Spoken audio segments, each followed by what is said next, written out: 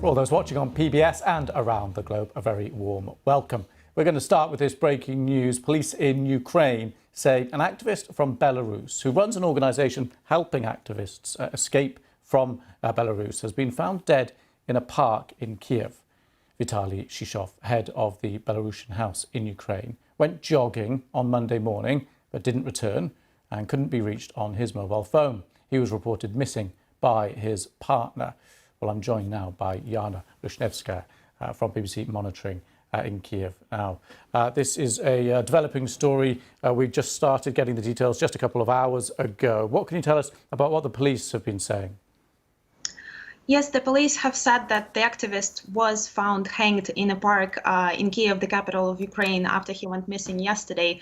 And according to the police, they are investigating all possible theories behind this incident. So they say it could have been a suicide, or it could have been a premeditated murder disguised as a suicide. And in fact, we've had a statement from Shishov's associates at this NGO that he ran, the Belarusian house in Ukraine, who actually have suspicions as to what happened.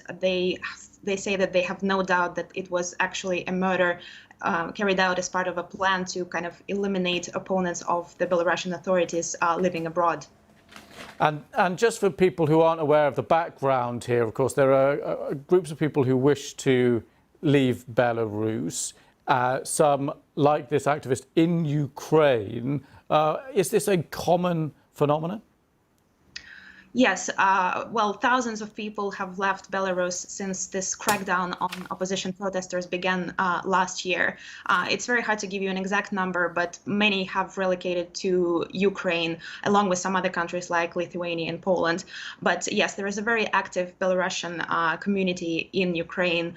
They're active politically, they're staging protests. And in fact, this NGO that Shishov ran, it was assisting Belarusians fleeing persecution and arriving in Ukraine. It was helping them to find a job, to get legal advice, to find accommodation, and so on.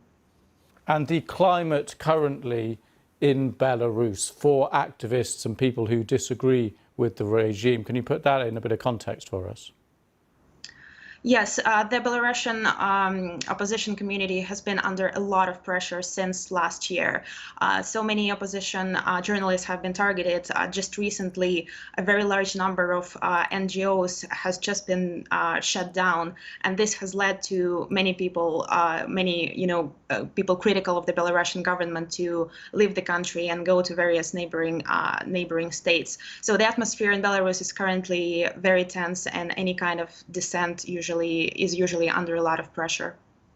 And just lastly, the atmosphere in Ukraine itself, what's the attitude of the authorities in Ukraine? Do they welcome these people?